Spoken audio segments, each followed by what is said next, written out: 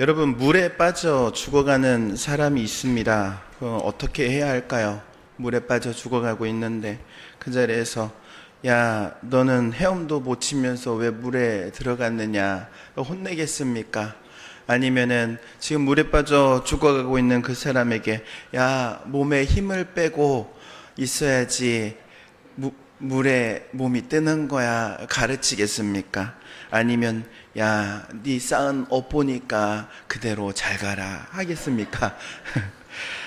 물에 빠져 죽어가는 사람이 있으면 머리끄댕이를 잡고서라도 먼저 구해주는 거예요. 먼저 구해줘야 하죠. 여러분, 물에 빠진 사람에게 수영을 가르치는 것은요, 유교입니다. 물에 빠진 사람을 혼내는 것은 도덕입니다. 물에 빠진 사람에게 숙명으로 받아들이라고 하는 것은 불교입니다. 그런데 우리는요, 먼저 어찌되었든 머리끄댕이라도 잡는, 그래서 기독교를 구원의 종교라고 합니다. 물론 방법에 있어서 조금 신사적이지 못할 수 있어요. 왜냐하면 급하니까.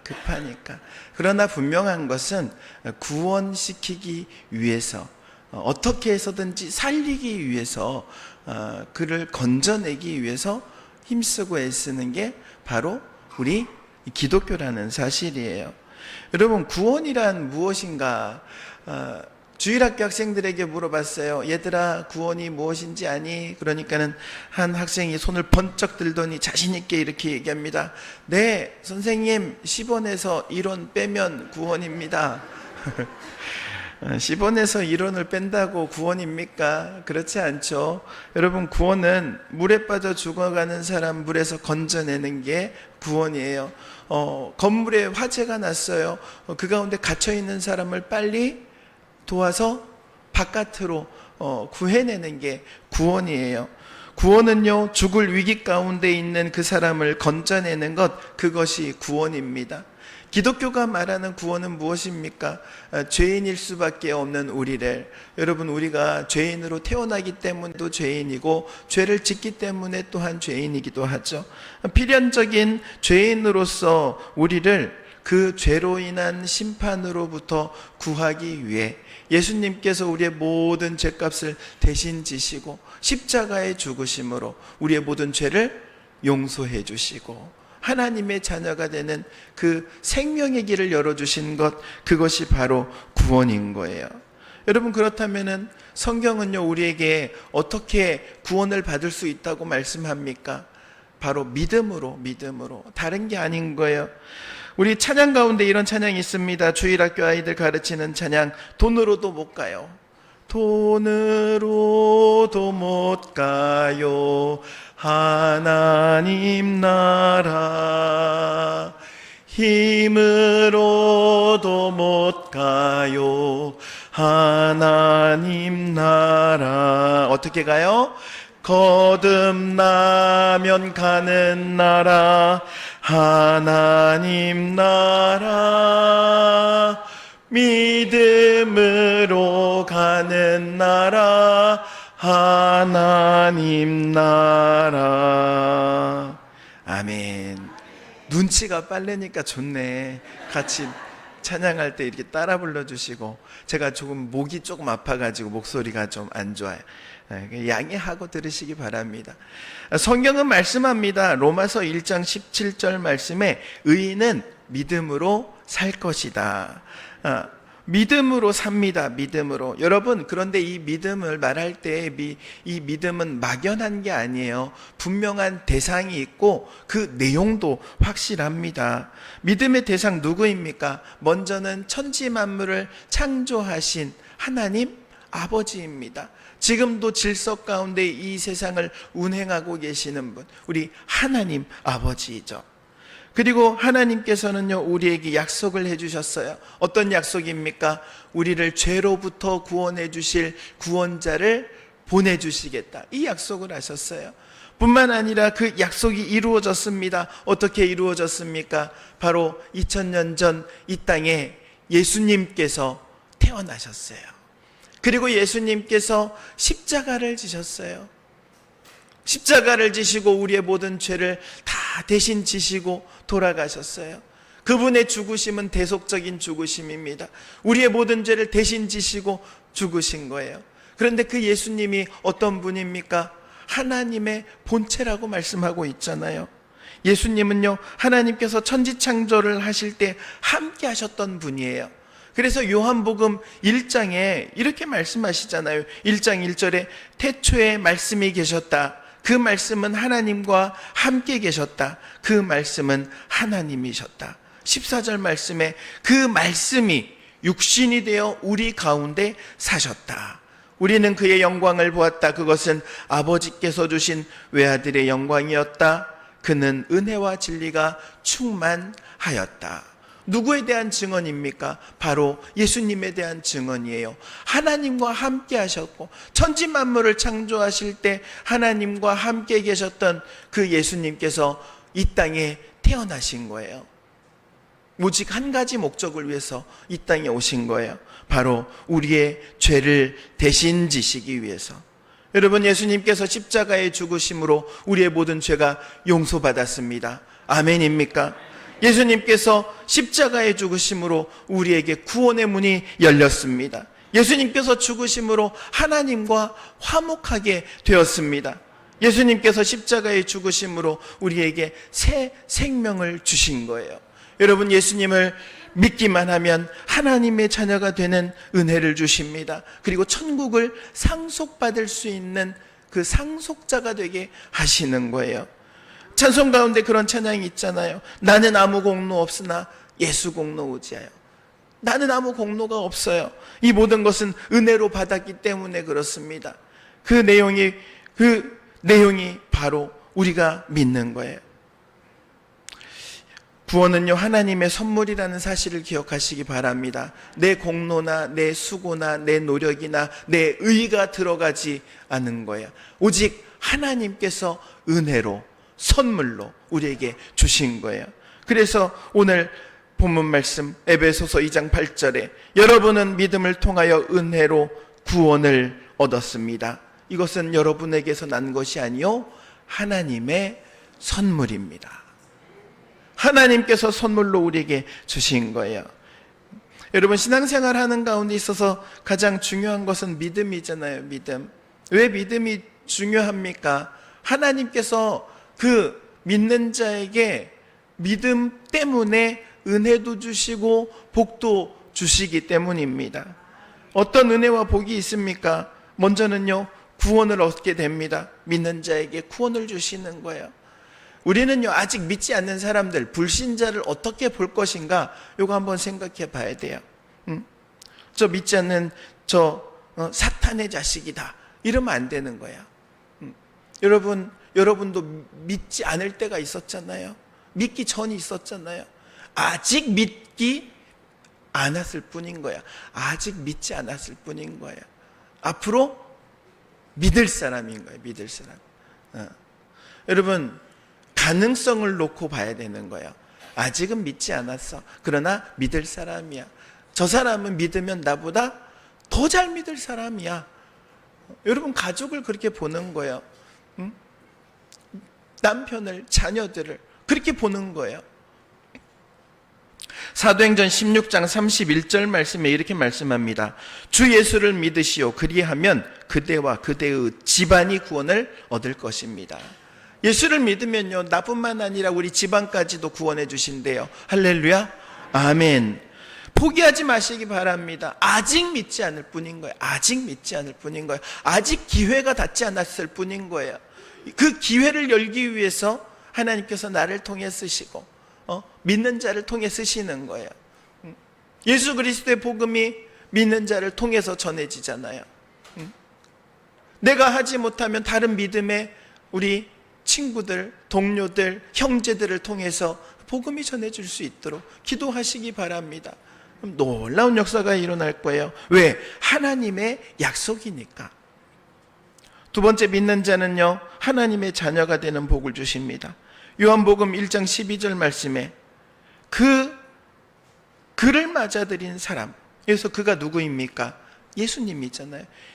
곧 그 이름을 믿는 사람들, 예수님을 마음에 맞아들인 사람, 마음에 믿는 사람들, 그 사람들에게는 하나님의 자녀가 되는 특권을 주셨어요. 여러분, 그래서 하나님의 자녀인 거예요. 그래서 우리의 관계는 형제 자매가 되는 거예요. 로마서 8장 15절 이렇게 말씀합니다. 여러분은 또다시 두려움에 빠뜨리는 종살이의 영을 받은 것이 아니라 자녀로 삼으시는 영을 받았습니다. 그래서 우리는 그 영으로 하나님을 아빠, 아버지라고 부릅니다. 하나님을 아버지라고 부르는 거예요. 아빠라고 부르는 거예요. 얼마나 친밀한 관계입니까? 하나님의 자녀는요, 뿐만 아니라 하나님 나라의 상속자이기도 한 거예요. 그렇잖아요. 부모의 것을 물려받잖아요, 자녀가. 옛날에는 드라마를 하면 꼭 그런 드라마가 많았어. 뭐냐면은 출생의 비밀. 출생의 비밀. 알고 보니까 회장님 아들이고 회장님 딸이고 그래. 그래서 그 드라마를 보면서 가끔 그런 생각도 해. 나에게도 진짜 부모가 따로 있을까? 여러분, 여러분의 찐 부모가 있습니다. 우리 하나님 아버지. 회장님이 상속시켜주는 것보다 더 큰 것을 여러분에게 주시는 줄로 믿으시기 바랍니다. 믿는 자에게는요, 그리고 기쁨과 평안이 있어요. 로마서 15장 13절에 이렇게 말씀합니다. 소망을 주시는 하나님께서 믿음에서 오는 모든 기쁨과 평화를 여러분에게 충만하게 주셔서 성령의 능력으로 소망이 여러분에게 차고 넘치기를 바랍니다. 여러분, 믿음은요, 기쁨을 퍼올리고 평안을 퍼올리는 마중물과 같아요. 그래서 믿으면 기쁨이 샘솟는 거예요. 믿으면 하나님 주시는 평안으로 마음의 불안을 이겨내는 거예요. 믿음이 그렇습니다. 믿음이. 여러분, 이 믿음을 소유할 수 있기를 바랍니다. 그리고 이 믿음은 항상 고백할 때 놀라운 역사가 일어나는 거예요. 마중물과 같다고 했잖아요. 믿음의 고백이 마중물과 같아서 믿음은 고백할수록 기쁨이 임하고 믿음을 고백할수록 평안이 임하는 거예요. 뿐만 아니라 믿는 자는요, 기도의 응답을 받죠. 마태복음 21장 22절 말씀에 또 너희가 기도할 때에 이루어질 것을 믿으면서 구하는 것은 무엇이든지 다 받을 것이다. 아멘.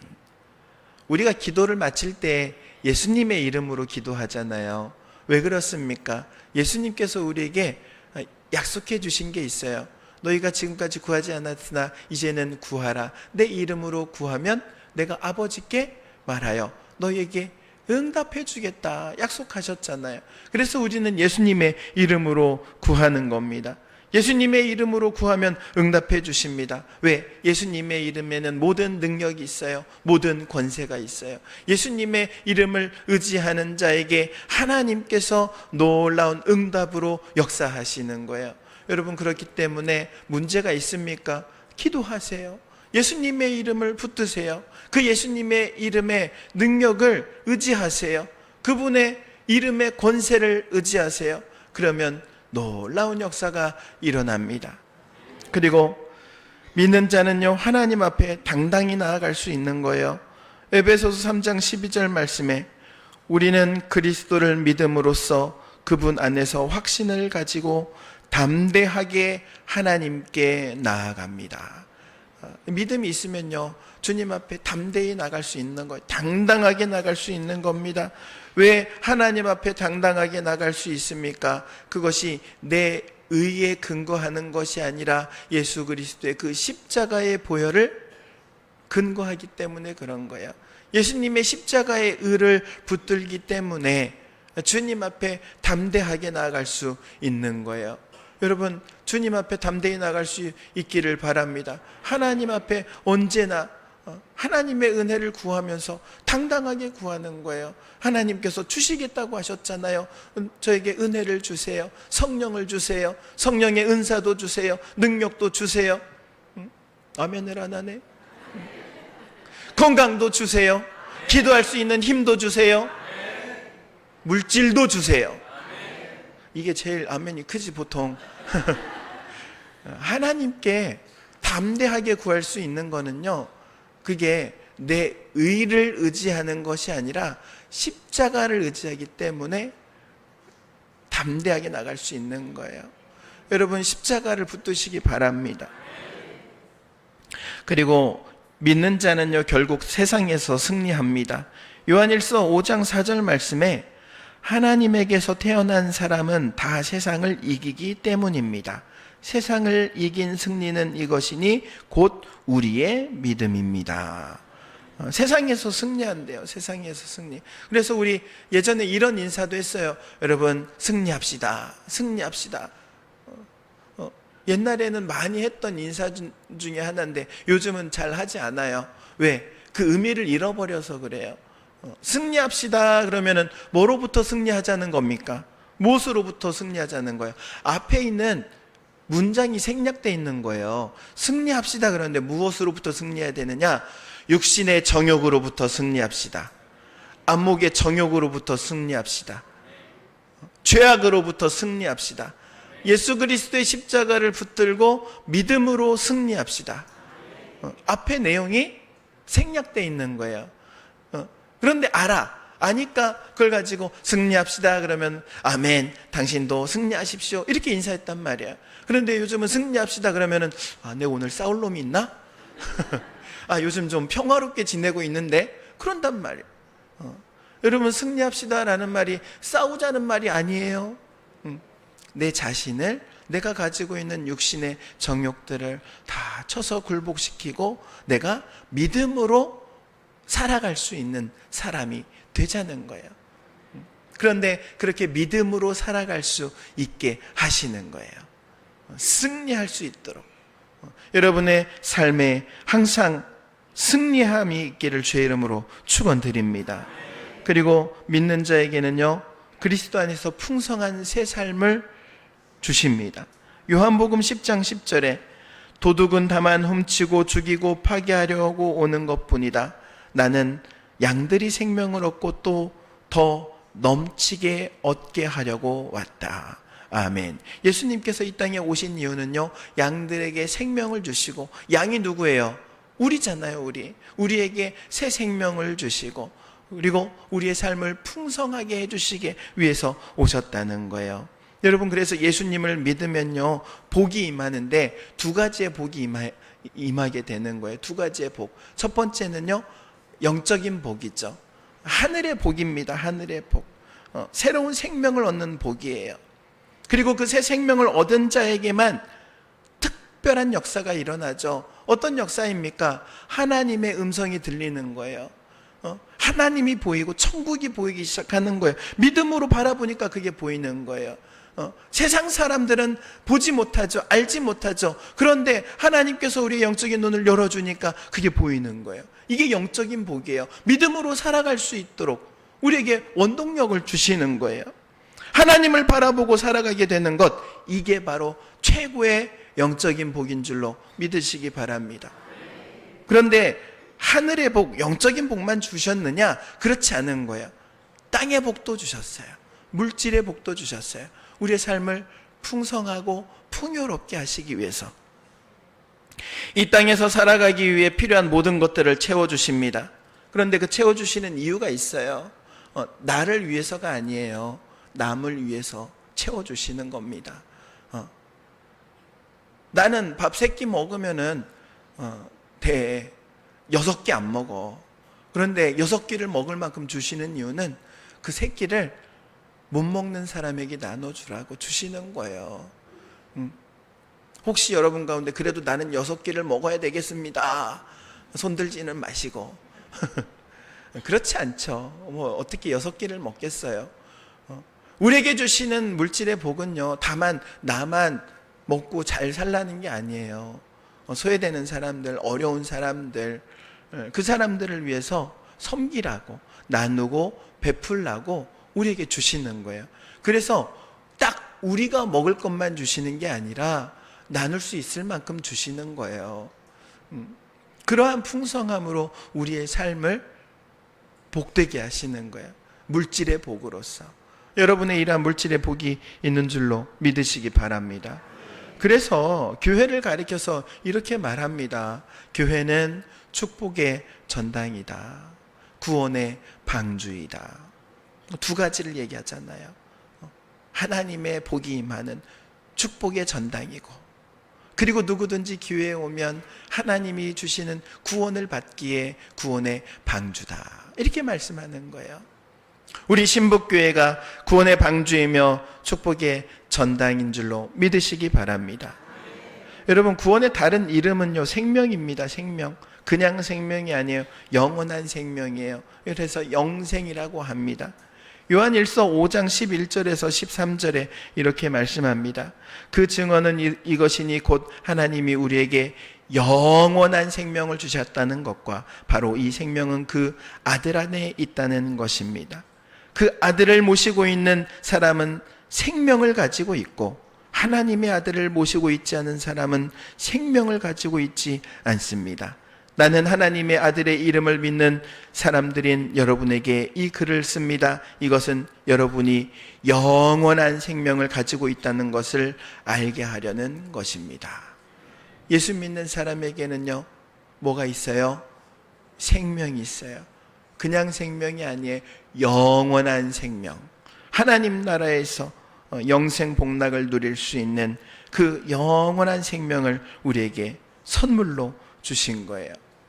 요한복음 5장 24절에 예수 그리스도를 구원자로 믿는 이들이 얻게 되는 세 가지 결과를 이렇게 말씀하시잖아요. 내가 진정으로 너희에게 말한다. 내 말을 듣고 또 나를 보내신 분을 믿는 사람은 첫 번째 영원한 생명을 가지고, 두 번째 심판을 받지 않고, 그리고 세 번째 죽음에서 생명으로 옮겨진다. 할렐루야. 아멘. 하나님의 자녀가 한 번 되면요, 그리고 취소가 되지 않습니다. 여러분, 한 번 딱 도장 찍으면 끝난 거예요. 나라의 법도 혈연 관계는요, 갈라놓을 수가 없습니다. 부모 자식 관계를 취소할 수 없어요. 예수 그리스도를 믿어 그 예수님의 십자가의 보혈로 우리가 하나님의 자녀가 된 것 취소할 수가 없습니다. 취소되지 않습니다. 우리가 잘못했을 때 있을 수 있어요. 그런데 그때 책망하고 훈계하고 혹은 가르침을 주시고 연단하실지언정 결코 우리를 버리지 않으시는 거예요. 한 번 하나님의 자녀가 된 우리들을 결코 버리는 일이 없음을 기억하시기 바랍니다. 이렇게 믿음으로 구원받은 하나님의 자녀들에게 하나님께서 바라시는 것이 있어요. 무엇을 바라십니까? 먼저 첫 번째는요, 회개하기를 바래요. 회개가 무엇입니까? 우리의 삶 가운데 버려야 할 것들은 버리고 끊어내야 할 것들은 끊어내는 것, 그 행동이 바로 회개인 거예요. 생각만 하는 게 아니라 행동의 변화를 이끌어가는 것, 그게 회개입니다. 왜 회개하기를 원하시는가 하면 우리에게 더 좋은 것을 주시기 원하시기 때문에 그래요. 더 좋은 것을 챙겨주고 싶은데 우리의 손이 더럽혀져 있으면 그걸 못 주시는 거예요. 엄마가 부침개를 맛있게 부쳐가지고 한 장씩 놓고 있어요. 아들 밖에서 뛰어놀다가 집에 들어왔는데 그냥 고소한 냄새가 온 집안 사방에 풍기잖아요. 배고프니까는 엄마 나 부침개 먹을래. 그러니까는 잠깐 와봐라. 입에다가 하나 딱 넣어주고 손 씻고 와서 먹어라. 근데 손 안 씻고 집어먹으면 어떡해요? 등짝에서 불나는 거지. 등짝에서 불나는 거야. 하나님께서 우리에게 은혜를 주시고자 합니다. 복을 주시고자 합니다. 그래서 우리에게 말씀하시는 걸 손 좀 씻고 와라. 회개하라. 손 좀 씻고 와라. 그런데 회개를 안 하고 그냥 그래도 하나님 복을 주세요. 은혜를 주세요. 그러면 어떻게? 등짝 한 대 맞는 거지. 맞고 나서 손 씻고 오는 거예요. 여러분, 맞기 전에 씻으시기 바랍니다. 어차피 씻을 거면 맞기 전에 씻는 게 낫지 않겠어요? 그리고 두 번째, 믿음으로 구원받는 하나님의 자녀는 성장해야 돼요. 성장해야 돼. 예수님을 믿으면요, 이제 처음 태어난 아기와 같은 거예요. 새 생명이 들어왔기 때문에 갓난 아기와도 같아요. 갓난 아기는요, 자기 힘으로 할 수 있는 게 뭐 없어요. 그냥 엄마 젖 빠는 거 외에는 할 수 있는 게 없어요. 기저귀도 다 다 부모의 손에 의해서 다 갈아줘야 되는 거예요. 그런데 이 자식이 30 먹어서까지 기저귀 차고 있으면 돼요? 안 돼요? 안 되는 거예요. 안 되는 거예요. 자라나요. 한 사람 몫을 해야 되는 거예요. 하나님께서는 우리에게 한 사람 몫을 하기를 원하시는 거예요. 아니 10사람, 100사람 몫을 하기를 원하시는 거예요. 그러기 위해서 자라나야 합니다. 성경은 우리에게 그리스도의 장성한 분량에 이르도록 자라나라고 말씀하십니다. 자라나는 은혜가 있기를 바랍니다. 그리고 또한 믿음으로 구원받은 하나님의 자녀는요, 예수님을 닮아가야 되는 거예요. 누구를 닮아요? 예수님을 닮아가야 돼요. 평생 부부가 한평생을 살면 닮아가는 게 맞죠. 부부는 닮는다고 하죠. 왜 닮는지 아십니까? 사랑하니까. 다른 게 아니에요. 사랑하니까 닮아가는 거예요. 안 닮았다고? 그러면 회개하시기 바랍니다. 내가 더 사랑하지 못했구나. 사랑하면 닮아간다니까요. 식성도 닮아가고 성격도 닮아가고 생활 양식도 닮아가고 최종적으로 닮아가는 건 외모도 닮아간대. 얼굴이 비슷해 그래가지고 형제자매인 줄 알아. 그런데 부부라고 그렇지. 사랑하니까 닮아가는 거예요. 예수님을 사랑하면 예수님을 닮아가는 거예요. 마지막으로 믿음으로 구원받는 하나님의 자녀는요, 자녀로서의 삶을 누려야 합니다. 자녀로서의 삶을 누리는 거예요. 나무가 자라나면 열매를 맺듯이 성도도 자라나면 풍성한 열매를 맺습니다. 이건 너무나도 자연스러운 거예요. 성령의 열매를 맺게 되는 거예요. 사랑이라는, 기쁨이라는 수많은 열매를 풍성하게 맺게 되는 겁니다. 시편 1편의 말씀처럼 시냇가에 심은 나무가 계절마다 열매를 맺는 것처럼 우리의 삶에 열매를 맺는 거예요. 하나님께서는요, 하나님의 자녀가 열매 맺는 삶이 되기를 원하십니다. 그래서 말씀을 공급해 주시고 은혜를 공급해 주시고 성령의 능력을 공급해 주시는 거예요. 여러분의 삶에 풍성한 열매가 맺어지기를 주의 이름으로 축원드립니다. 하나님의 자녀로서 누리게 되는 풍성함과 풍요로움이 여러분의 삶을 통하여 이루어지기를 주의 이름으로 축원드립니다.